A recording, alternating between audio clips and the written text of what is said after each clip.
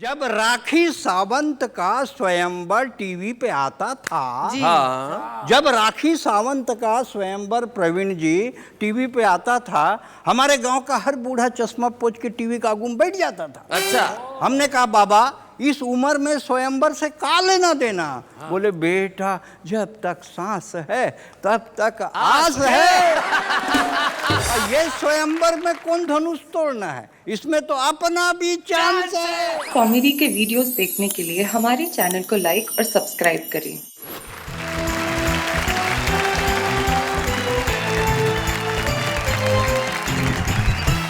क्या बात है। राजेंद्र मालवीय, आलसी जी, सुरेंद्र दुबे जी, प्रवीण शुक्ल जी, बड़े अच्छे हमारे मित्र हैं। तीनों हमारे बीच में बैठे हैं और बड़े ही खूबसूरत। हाँ प्रवीण जी, ये कहना चाहता हूँ कि आज तीन हास्य कवि एक साथ हैं, माहौल रंगीन है, वातावरण संगीन है। जी जी। लेकिन दो कोट वालों के साथ दुबे जी कुर्ते में है, ये क्या सीन है? मैंने जानबूझ के इनको ये कुर्ता पहनवाया है कि एक बार मैंने इन्हें ब्लैक सूट पहनवाया था तो पता ही नहीं चला कि सूट कहाँ खत्म हुआ, आदमी कहाँ शुरू हो गया। शैलेश जी इसे कोयला मत समझो जी। कोयले का भाव होता है। हाँ। कोयला धधक जाए तो अलाव होता है और कोयला अपने पे आ जाए तो मध्यावधि चुनाव होता है।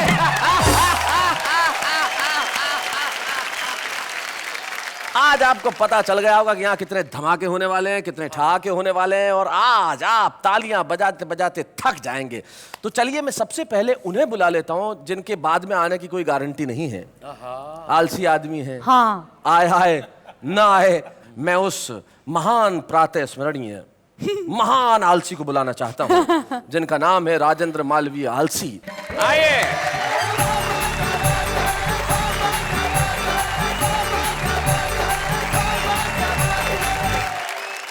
सभी को प्रणाम करता हूं। जी, जेब में हाथ डाल के।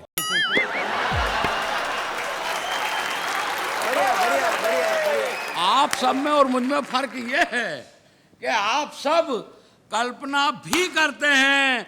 मैं आलसी आदमी हूं, मैं कल्पना ही करता हूं। क्या बात है भाई, क्या वाह वाह वाह वाह। बहुत बढ़िया। और मैं तो रेलवे में नौकरी करता हूं। वो तो आलस से ही पता चलता है और कोई विभाग आपके लिए हो भी नहीं सकता था।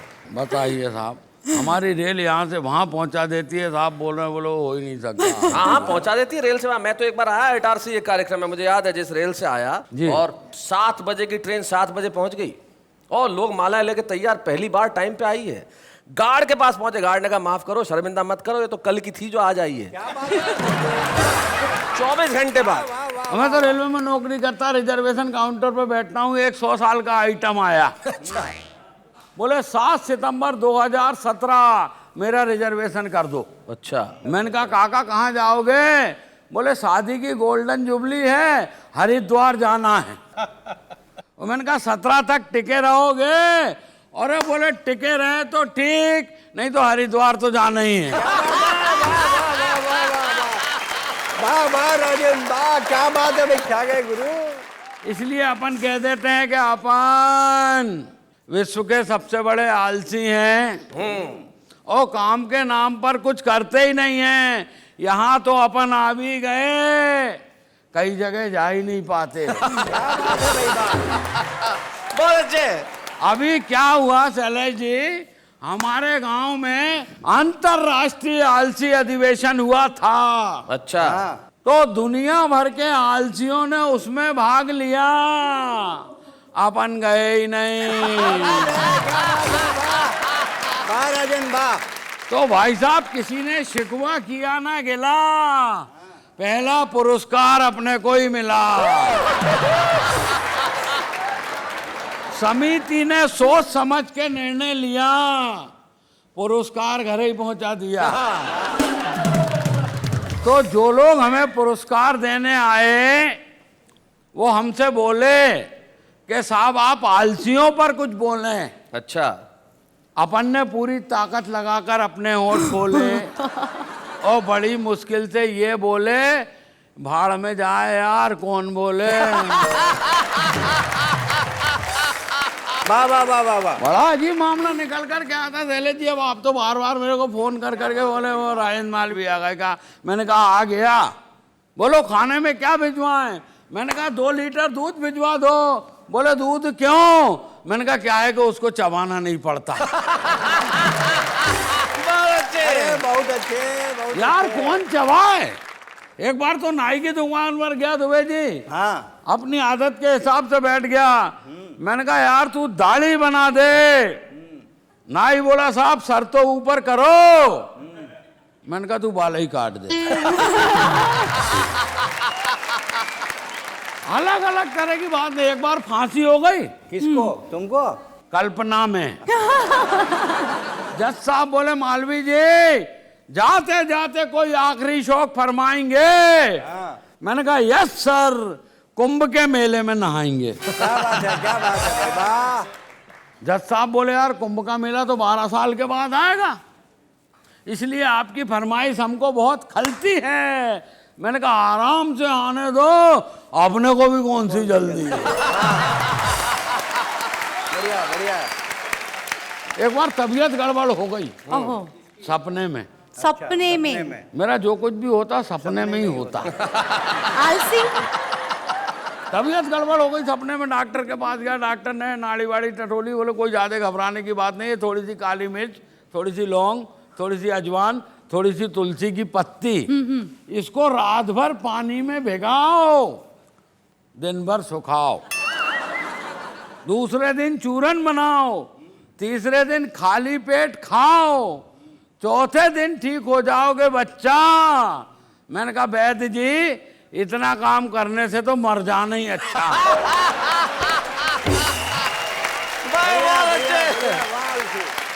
नेता लोग आते बोले हमको वोट दो, हमको वोट दो, हमको वोट दो। हमारी माँ ने कहा तुम्हें क्या वोट दें? एक बार वोट दो तो तुम 5 साल के बाद आते हो। नेता बोला ऐसी क्या बात है माता जी, आजकल तो हम हर साल आते हैं। बोले इधर सरकार गिरी और हम हाजिर। कोई समस्या हो तो बताओ। हमारे माँ ने कहा कोई समस्या नहीं है, मेरा बेटा है आलसी है, पेड़ पे चढ़ा है नीचे नहीं उतर रहा है, उसको उतार के ले जाओ।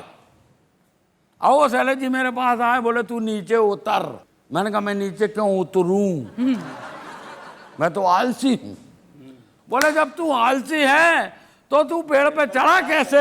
मैंने कहा मैं पेड़ पे कहाँ चढ़ा था, मैं तो जमीन पे पड़ा था, और मुझे क्या मालूम के नीचे एक बीज गड़ा था।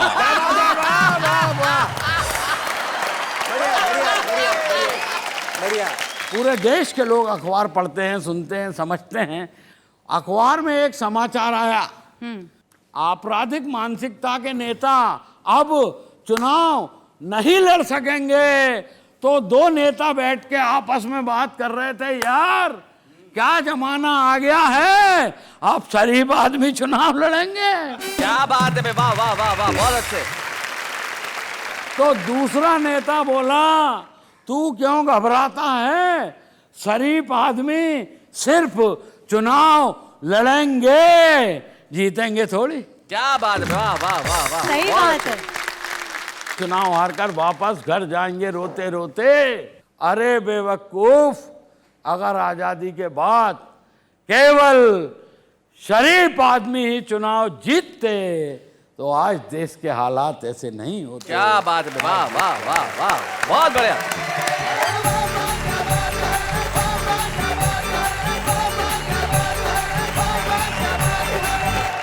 भाई बहुत अच्छे राजन जी, कमाल कर दिया आपने। और सबसे बड़ा तो आपको बहुत बहुत धन्यवाद कि आप वापस भी लौटे, वरना आपका क्या भरोसा, आप यहीं बैठ सकते थे, अपन जाते ही नहीं। आप बात कर रहे थे कि शरीफ आदमी इलेक्शन लड़ते तो देश के हालात ऐसे नहीं होते जी। तब मुझे एक कवि हैं तेज नारायण बेचैन, उनकी 4 पंक्तियां याद आ रही थी। वो कहते हैं कि मंच जब से अर्थदायक हो गए, अर्थदायक यानी जहां पैसा मिलता है, कि मंच जब से अर्थदायक हो गए हैं, तोतले भी गीत गायक हो गए हैं, और राजनैतिक मूल्य कुछ इस कदर गिरे कि जेब कतरे भी विधायक हो गए। क्या बात है शैलेश जी, वाह वाह। लेकिन आपने जो हमारे बीच में और उदासी के बीच में जो दीवार है उसे गिराया और इस कदर हंसाया कि आपके लिए सिर्फ एक ही बात के वाह वाह क्या बात है। राजेंद्र मालवीय जी, आपने तो भले आलस में कमाल कर दिया, लेकिन कुछ लोग होते हैं वो अलग ढंग से कमाल करते हैं। पिछले कुछ वर्षों में हिंदी कवि सम्मेलनों की एक बेहद मजबूत कड़ी होकर उभरे हैं प्रवीण शुक्ल। प्रवीण शुक्ल एक ऐसे युवा रचनाकार का नाम है जिसकी कविता में गहराई भी है, जिसकी कविता में सच्चाई भी है, जिसकी कविता में व्यंग की पकड़ भी है और कलम की अकड़ भी है। प्रवीण शुक्ल आ रहे हैं हमारे बीच।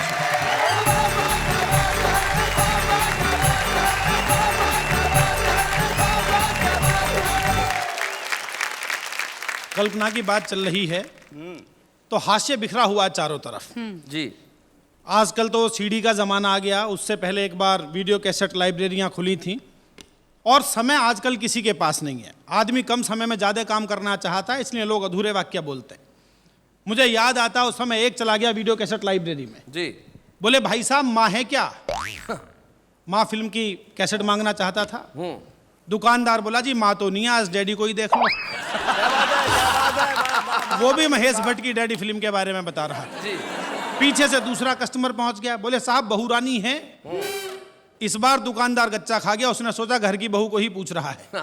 उसने गर्दन घुमाई, आवाज मारी बहू रानी है क्या? अंदर से लड़के की आवाज आई बहू रानी को तो 4 दिन पहले शैलेश लोढ़ा जी ले गए। तभी शैलेश जी बहू रानी फिल्म की कैसेट लेकर आ गए। बोले अरे यार कैसी बहू रानी दे दी, इसकी तो आवाज ही ठीक नहीं है। दुकानदार बोला कोई बात नहीं, बहू रानी को यहीं रख दो, पड़ोसन ले जाओ, बिल्कुल नई आई है। मैं एक छोटी व्यंग कविता आपको सुनाता हूँ। अभी पिछले दिनों दिल्ली में एक स्थान से गुजर रहा था, मैंने देखा 2 मजदूर काम पर लगे हुए थे। एक गड्ढा खोदने का काम कर रहा था, दूसरा उसे भरने का काम कर रहा था। मैंने कहा भैया ये क्या कर रहे हो? तो एक मजदूर नहीं बताया। बोले साहब काम पर 3 लोग लगाए गए थे, एक को गड्ढा खोदना था, दूसरे को पौधा लगाना था, तीसरे को मिट्टी भरनी थी, दूसरा आया नहीं है, हम अपना काम कर रहे हैं। बहुत अच्छे। ये आनंद की स्थितियां, तब आप एक कविता का आनंद लीजिए। जी सुनिए जनाब, अभी पिछले दिनों की शाम कवि सम्मेलन से घर लौटते समय हमारा पांव अचानक एक बोतल से टकराया। मैंने घबराकर बोतल को उठाया और सकपकाकर जैसे ही ढक्कन खोला, विस्फोट के साथ छूट गया बम का गोला। चारों ओर फैल गया धुआं ही धुआं। धुएं के बादलों के बीच एक बहुत बड़ा जिन्न प्रकट हुआ। बोला आका आपने मुझे आजाद किया है, मैं जिंदगी भर आपकी जी हुजूरी करूंगा। जो भी मांगना चाहते हो मांग लो, मैं आपकी हर एक इच्छा पूरी करूंगा। मैंने कहा जिन्न महाराज यदि करना ही है तो कर दो इतना सा काज, भारत की भूमि से भ्रष्टाचार भगा दो। जिन्न बोला मैं वापिस बोतल में घुस रहा हूं, तुम ऊपर से ढक्कन लगा दो। बहुत अच्छे, प्रवीण भाई बहुत अच्छे। Very nice. पति पत्नी के संबंध पर एक छोटी कविता सुनाता हूं, आनंद लीजिए। स्वागत, सुनाइए। शादी के बाद पहली ही मुलाकात में पत्नी पर रौब डालने के लिए पति ने कहा बात ही बात में, देखो मैं जिंदगी को अपनी शर्तों पर ही जीता हूं। रोजाना क्लब जाता हूं, ताश खेलता हूं और दारू भी पीता हूं। अब तुम भी अपने बारे में कुछ बताओ। तो लड़की बोली जी बिल्कुल भी मत घबराओ, तुम्हारी और मेरी खूब छनेगी, जितनी बननी चाहिए उससे भी ज्यादा बात बनेगी। तुम जैसा पियक्कड़ ढूंढने के लिए पिताजी ने 4 साल तक समय की बर्बादी की है। अच्छा चिंता मत करो, दोनों के गुण मिलाकर ही शादी की है। बहुत अच्छे। कई बार गुण इस तरह से मिल जाते हैं कि उनका प्रभाव बहुत दूर तक जाता है। एक ऐसी सुंदरी, उसने विचित्र वेशभूषा बना रखी है, उसको देखकर लगता है किसी दूसरे ग्रह का प्राणी धरती पर उतर आया है। उसे समाज के अलग अलग लोगों ने देखा, तो देखिए उनकी कल्पना का विस्तार कहां तक हुआ। हाँ जी। आनंद लीजिए। कल्पना कीजिए यही है, मतलब इन्हें देखा जा रहा है और लोग क्या कह रहे हैं। सुंदरी यही है, कल्पना कर लीजिए क्या जा रहा है आपका, कल्पना ही तो करनी है। उन्हें समर्पित किया जी जाए। इन्हें समर्पित किया जाए, शक्ल इनकी, कविता आपकी। सुनिए कि फोटोग्राफर ने एक आंख मीच कर कहा जिसे खींचता रहूं वो पोज लगती हो तुम। खाट पे पड़े हुए मरीज ने कहा कि मुझे जीवन बचाने वाली डोज लगती हो तुम, जीवन बचाने वाली डोज लगती हो तुम। माली बोला बार बार सूंघने को मन करे। अच्छा कि माली बोला बार बार सूंघने को मन करे, नया नया खिला रेड रोज लगती हो तुम।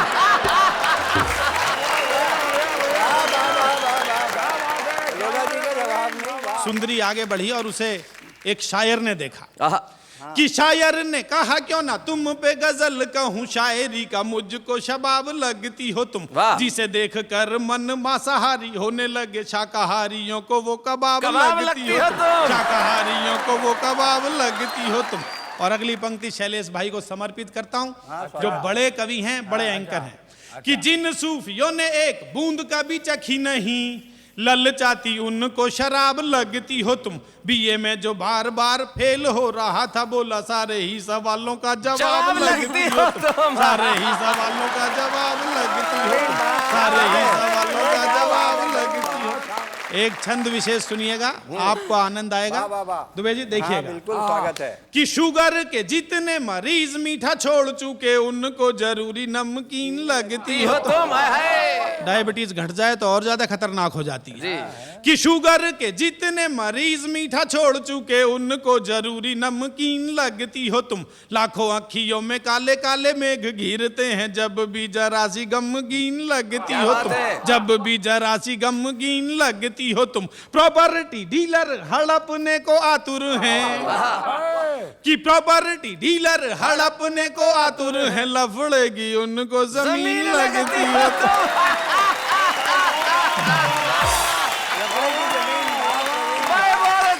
और अगली पंक्ति में समर्पित नहीं कर रहा हूं, आप स्वयं समझ जाएंगे मैंने किसे समर्पित की है। अच्छा। कि प्रॉपर्टी डीलर हड़पने को आतुर हैं, लफड़े की उनको जमीन लगती हो तुम। खाट जिनकी खड़ी हुई है कई बरसों से, ऐसे खूसटों को भी हसीन लगती हो तुम।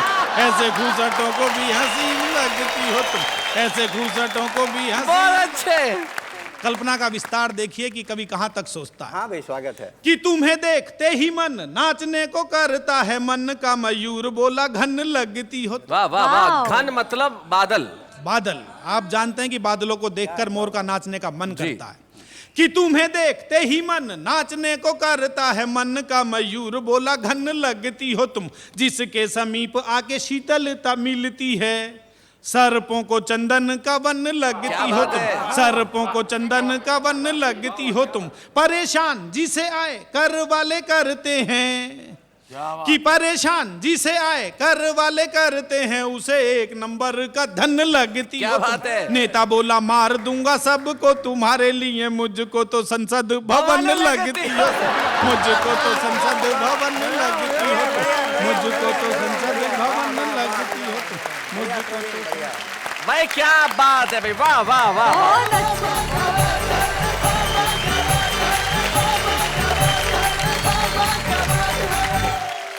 क्या कहूं मैं, मुझे एक बात का बड़ा दुख होता है। किस बात का? कि शो को एंकर कर रही हो? कल्पना कभी सच क्यों नहीं हो सकती? कल्पनाएं सच हो सकती हैं, होना चाहती भी हैं, लेकिन दिक्कत हो जाती है। क्या? जैसे राजेंद्र मालवीय ने एक बार रात को सपना देखा कि इसको प्रवीण शुक्ल और सुरेंद्र दुबे ने बहुत बुरी तरह पीटा, बुरी तरह पीटा। इतना मारा कि सुबह उठते ही सबसे पहले अपने बैंक गया और बैंक वालों को कहा मेरा अकाउंट बंद कर दो।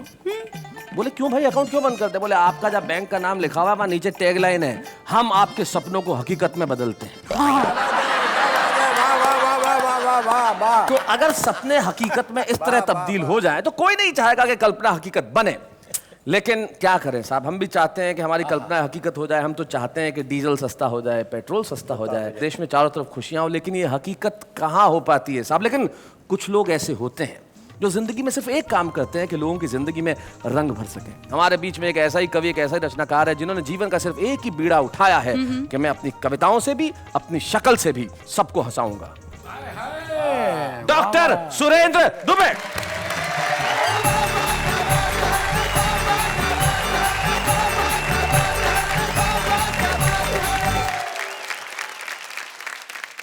सुरेंद्र दुबे जी, आप उठ के वहां से यहां तक आए तो ऐसा महसूस हुआ जैसे स्विस बैंक से काला धन भारत वापस लौट आया। क्या बात है, क्या बात।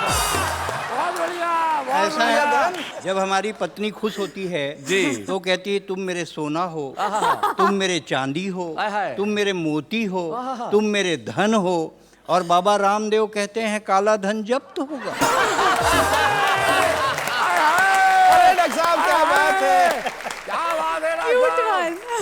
जब राखी सावंत का स्वयंवर टीवी पे आता था, हाँ। जब राखी सावंत का स्वयंवर प्रवीण जी टीवी पे आता था, हमारे गांव का हर बूढ़ा चश्मा पोंछ के टीवी का आगू में बैठ जाता था। अच्छा। हमने कहा बाबा इस उम्र में स्वयंवर से का लेना देना?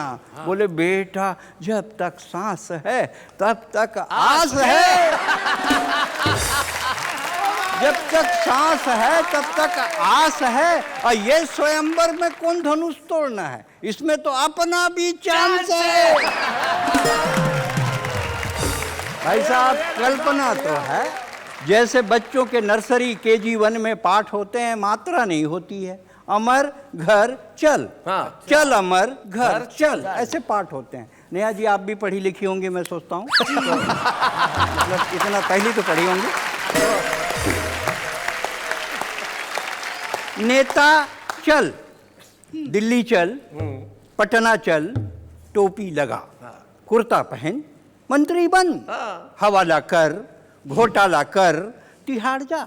बहुत अच्छे, बहुत बढ़िया। नेता चल, दिल्ली चल, पटना चल, टोपी लगा, कुर्ता पहन, मंत्री बन, हवाला कर, घोटाला कर, तिहाड़ जा, वापस आ, टोपी लगा, कुर्ता पहन, मंत्री बन। क्या बात है, वाह वाह वाह वाह, बहुत खूब, बहुत अच्छे। हिंदी की क्लास थी, हिंदी की क्लास थी, हिंदी की क्लास थी, टीचर एकदम उदास थी। पति से लड़कर आई, अब काहे की पढ़ाई। बच्चों ने कहा टीचर पढ़ाओ, टीचर पढ़ाओ। टीचर ने कहा दिमाग मत खाओ, कल गाय पे निबंध लिखवाया था, जाओ पति पर निबंध लिख कर लाओ। बच्चों ने लिखा, पति एक दयनीय पालतू प्राणी है। पति एक दयनीय पालतू प्राणी है जिसे हम मनुष्य भी कह सकते हैं। बढ़िया बढ़िया बढ़िया। शादी के पहले पति सामान्यतः मनुष्य ही होता है। पति की 2 आंखें होती हैं जिनसे वो अल्टरनेट देखता है। जी। पति के प्रकार, हिंदुस्तान में पति के 2 प्रकार पाए जाते हैं। अच्छा। एक जोरू का गुलाम, शैलेश जी, जी। एक जोरू का गुलाम,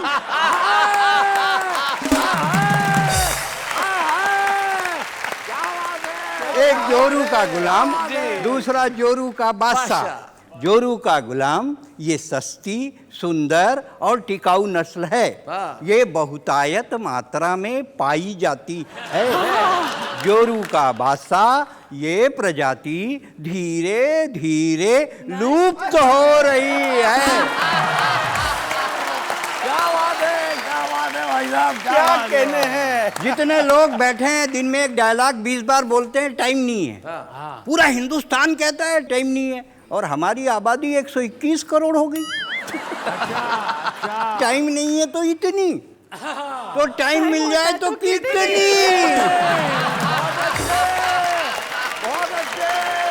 जिसको देखो टाइम नहीं है। अच्छा, आजकल क्या है, रहे सहे में टाइम नहीं है व्यापारी के पास परिवार के लिए, टाइम नहीं है नेता के पास सरकार के लिए, टाइम नहीं है पुलिस के पास रक्षा के लिए, और टाइम नहीं है शिक्षक के पास शिक्षा के लिए। क्या बात है, टाइम वाह नहीं वाह है। वाह वाह वाह वाह। टाइम नहीं है, टाइम नहीं है भाई साहब, आप जिंदगी भर बोलिए टाइम नहीं है, लेकिन अगर कोई बेबस औरत सड़क पर इज्जत बजाने के लिए गुहार लगाए, कोई अंधा सड़क पार करने के लिए लाठी थमाए, कोई विदेशी सरहद पार करके हिंदुस्तान में घुस जाए, और कोई बंबई में आतंक मचाए, कभी मत कहिएगा टाइम नहीं है। क्या बात टाइम है, नहीं वाह है, वाह वाह, टाइम नहीं है। बहुत बढ़िया।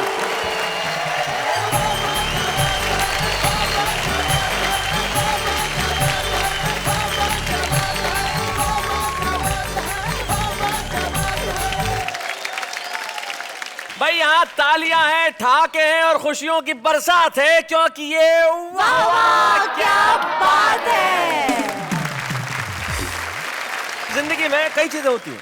जैसे मित्रों, सुरेंद्र जी, हुआ यूं कि एक बार एक नेताजी गांव के स्कूल का दौरा करने चले गए, तो वहाँ बच्चों से पूछा कोई प्रॉब्लम तो नहीं है।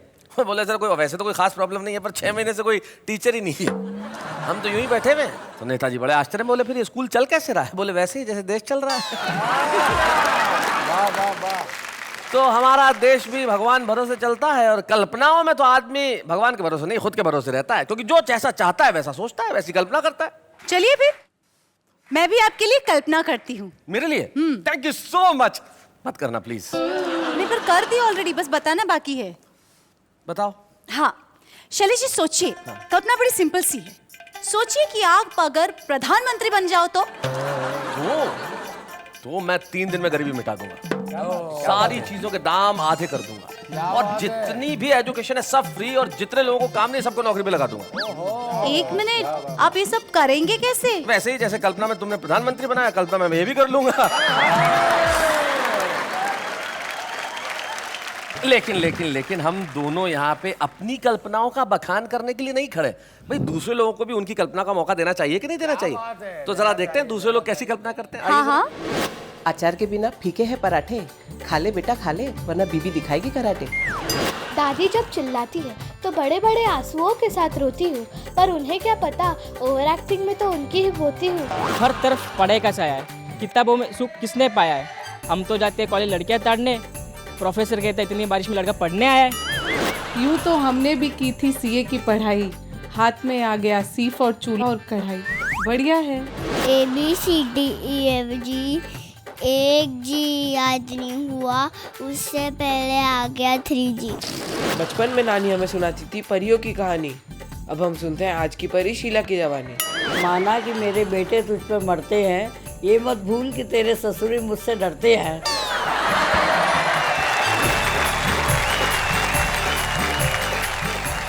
तो ये थी आम आदमी की भाषा, जो अलंकारों में नहीं पड़ता, जो लफ्जों की बनावट में नहीं उलझता, जैसा सोचता है वैसा कहता है। तो भाई आम आदमी के लिए एक बार जोरदार तालियां। क्या बात, बढ़िया बढ़िया बढ़िया, वाह वाह वाह वाह वाह। शैलेश जी, वहाँ से भी कोई कुछ कहना चाहता है? कौन?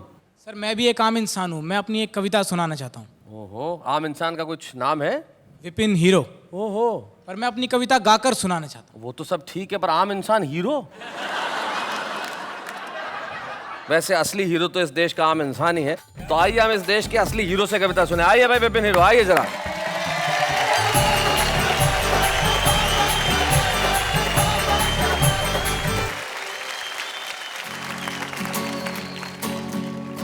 ओ मेरी जान, मैं ही तो हूँ तेरा शाहरुख खान। अच्छा। ओ मेरी जान, मैं ही तो हूँ तेरा शाहरुख खान।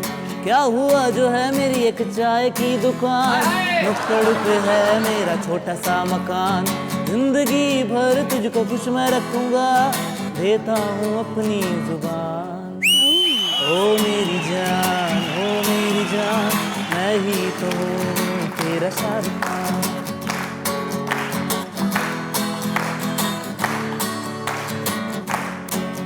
हाँ सुबह जल्दी उठ के मैं तेरे लिए चाय बनाऊंगा। क्या बात है?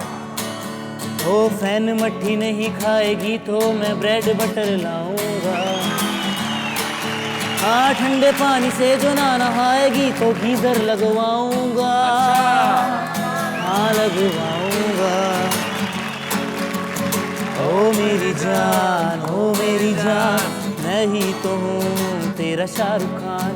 क्या हुआ जो है मेरी एक चाय की दुकान, नुक्कड़ पे है मेरा छोटा सा मकान।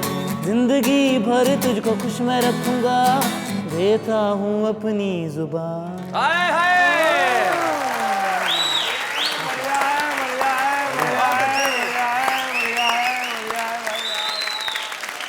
हमारा एक दोस्त ने एक बहुत बढ़िया बात बताई।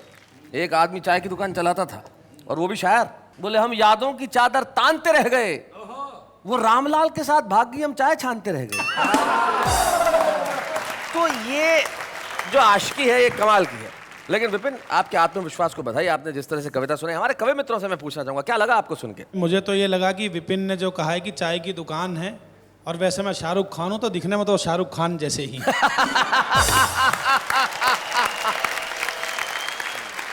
Thank you so much Vipin. आपने यहाँ आके सबसे पहले तो मैं आपको बधाई देना चाहूँगा। ज़िंदगी के अंदर जो ये लोग जो हैं वो बड़े इनहिबिशंस रखते हैं, और जैसे हिंदी में कहा जाए तो पूर्वाग्रह रखते हैं। आपने सारे पूर्वाग्रहों से मुक्त होकर ये कहा कि सर मुझे कविता सुनानी है।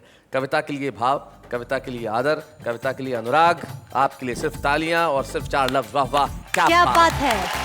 Thank you so much.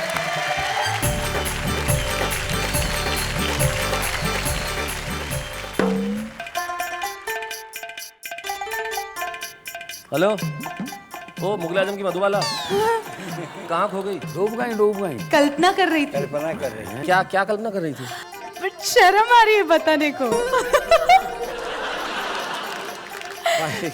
तकलीफ वाली बात है, फिर भी जरा बता दो क्या क्या कल्पना क्या है ऐसी? इतना आग्रह कर रहे तो बता ही देती हूँ। जी सोचिए, बड़ा सा कवि सम्मेलन चल रहा है जी, सोचा। हजारों की तादाद में ऑडियंस आई हुई है। हम इतने खूबसूरत तैयार होके हम दोनों मंच पे गए। हाँ। आपने कविता बोली, सबने वाह वाह कही मुझे। कविता मैंने सुनाई, वाह वाह मुझे कही। शर्म नहीं आती? सर पहले ही बोला था, वही आ रही थी, आपने बोला बोलो बोलो बोलो। बहुत बढ़िया, बहुत बढ़िया। शैलेश जी, मुझे एक बात समझ में नहीं आई कि कल्पना का अंत है कि नहीं। देखिए, कल्पना का अंत तभी होता है जब कल्पना हकीकत में। मैं बताता हूँ शैलेश जी, कल्पना का अंत होता है कल्पना। जैसे तुम किसी के पास खड़ी हो तो जो भाव पास वाले व्यक्ति में उत्पन्न होगा वो कल्पना होगा। मित्रों, सुरेंद्र दुबे एक ऐसे रचनाकार का नाम है जिसने हिंदी कवि सम्मेलनों में सिर्फ अपना बहुत पुख्ता पक्ष ही सामने नहीं रखा, न केवल अपनी कविताओं से दुनिया भर के लोगों को हंसाया। छत्तीसगढ़ प्रदेश में रहते हैं और वहाँ अपनी भाषा में इतना काम किया कि इन्हें भारत सरकार ने पद्मश्री प्रदान किया। हम सुरेंद्र दुबे को सम्मानित करते हैं। तो जिसे देश का इतना बड़ा अलंकरण दिया गया हो पद्मश्री, उसके आगे तो सारे अलंकरण फीके हैं। अच्छा। लेकिन कविता के मंच पे अगर कविता का सम्मान हो तो उसकी बात ही कुछ और होती है। जी, यस। तो वाह वाह क्या बात है, को बड़ी खुशी है कि हम डॉक्टर सुरेंद्र दुबे को आज इस मंच पे सम्मानित करेंगे। हम जोरदार तालियां बजाएंगे डॉक्टर सुरेंद्र दुबे के लिए।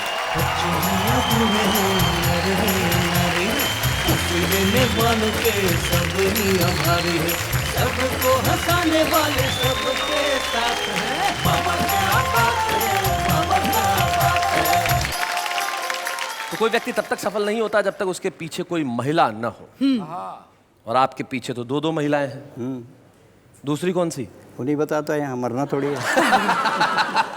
लेकिन हम जानते हैं डॉक्टर सुरेंद्र दुबे को आज हमने सम्मानित किया है तो इनकी सफलता के पीछे इनकी अर्धांगिनी, इनकी जीवन संगिनी, इनकी पत्नी का हाथ है। रायपुर छत्तीसगढ़ से हमारे बीच में आ रही हैं श्रीमती शशि दुबे। आइए।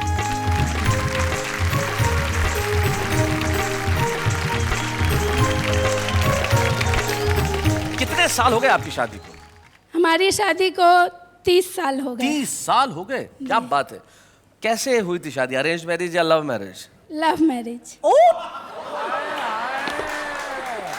देखो, इसमें दो आश्चर्य हैं। एक तो 30 साल पहले लव मैरिज और दूसरी लव मैरिज इनसे। भाई ये कैसे हुआ? दरअसल शैलेश जी, मुझे कविताओं से प्यार था। हाँ। इसलिए दुबे जी से प्यार था। हाय हाय हाय हाय, क्या बात है। तो दुबे जी आपको वाह वाह वाह वाह वाह वाह वाह वाह वाह वाह। लव मैरिज और अरेंज मैरिज में आपको क्या फर्क लगता है? अरेंज मैरिज का मतलब होता है कि आप कहीं जा रहे हों और अचानक आपको सांप काट ले। ओह। किंतु लव मैरिज का मतलब होता है सांप के आगे बीन बजाना और नाचना, ले मुझे काट, ले मुझे काट, ले मुझे काट।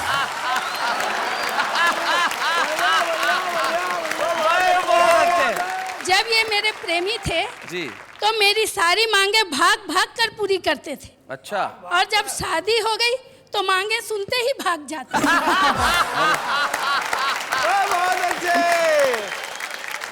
एक बात मैं कह दूं शैलेश जी। जी जी कहिए।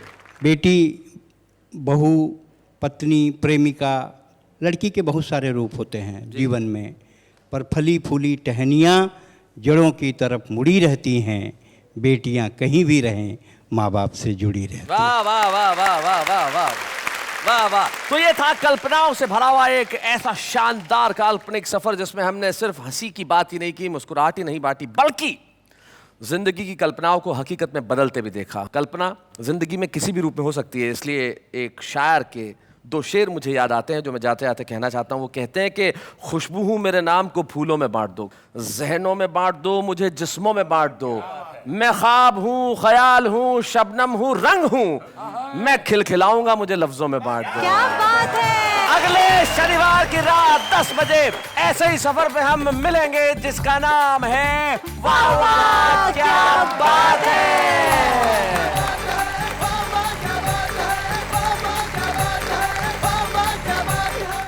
कॉमेडी के वीडियोस देखने के लिए हमारे चैनल को लाइक और सब्सक्राइब करें।